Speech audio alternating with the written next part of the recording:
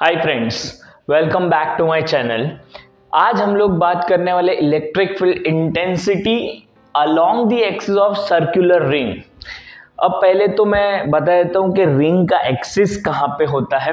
तो एक ring consider किया and it is uniformly charge ring, uniformly charge ring है और इसका radius let's say capital R and this is capital R.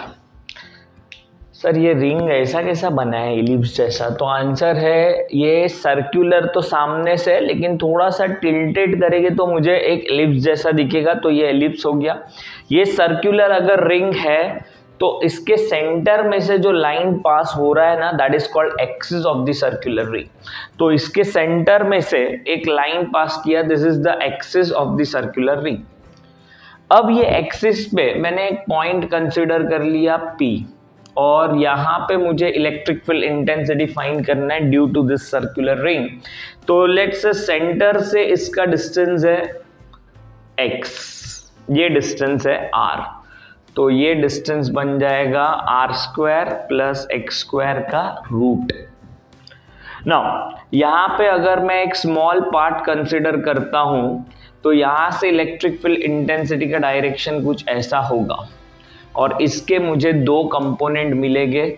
तो लेट्स से कंपोनेंट अज्यूम करने के लिए एंगल अज्यूम किया थीटा, मतलब यहाँ पे भी थीटा होगा। ये कंपोनेंट होगा कॉस थीटा, ये कंपोनेंट होगा साइन थीटा। किसका? तो आंसर है इलेक्ट्रिक फील्ड इंटेंसिटी का। यहाँ पे मैंने एक स्मॉल पार्ट कंसिडर किया है, तो ये electric field intensity is called DE, that is small electric field intensity due to this small part। तो ये जो पार्ट बना है that is DE cos theta, यहाँ पे जो पार्ट बना है which is DE sin theta। अब बात को थोड़ा सा समझ लेते हैं। यहाँ पे पॉइंट P कर दिया मैंने। यहाँ पे अगर डायमेट्रिकली एग्जैक्टली ऑपोजिट लूंगा तो मुझे इधर इलेक्ट्रिक फील्ड इंटेंसिटी मिलेगा, उसके दो कंपोनेंट लेंगे cos थीटा sin थीटा। तो every time sin theta will get cancelled and the net electric field will be DE cos theta। so ये याद रखना है कि इसमें इंटीग्रेशन करना होता है अपने को DE cos theta का, और इसको हम लोग जब इंटीग्रेशन करेंगे cos theta का वैल्यू सब्स्टिट्यूट करके, तो इसका आंसर आने वाला है 9 × 10⁹ into Q into X divide by r² plus x² raise to 3/2। ये फॉर्मूला बनने वाला है अपने पास। अच्छा सर ये Q क्या है? तो Q is total charge on the ring. अगर टोटल चार्ज नहीं दिया होगा, टोटल चार्ज अगर नहीं दिया है तो चार्ज डिस्ट्रीब्यूशन के पास में जाऊंगा। चार्ज डिस्ट्रीब्यूशन क्या बोलता है? तो it is total charge divide by total length. तो आंसर आएगा 2π × r।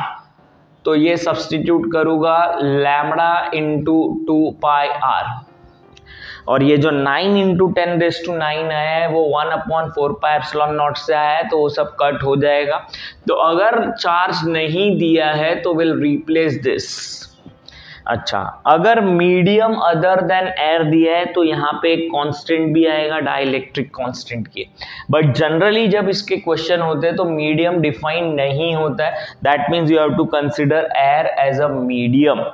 अब ये जो क्वेश्चन दिया हम लोग, ये जो फॉर्मूला बना है, इस पे जो क्वेश्चन पूछते हैं वो समझ लेते हैं। सिंपल टाइप का क्वेश्चन होता है, एक रिंग होगा, एक पॉइंट ऊपर होगा, वहां पे फील्ड इंटेंसिटी पूछा होगा, तो फील्ड इंटेंसिटी फाइंड करने का फॉर्मूला अप्लाई कर लो। इंपॉर्टेंट बात इसमें क्या होता है कि R और X क्या है?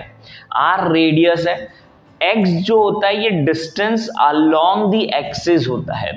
ये एक्सिस के अलोंग जो डिस्टेंस दिया होगा वो, it can be horizontal, vertical, कोई भी एक्सिस हो सकता है, y भी लिख सकते हैं, z भी लिख सकते हैं।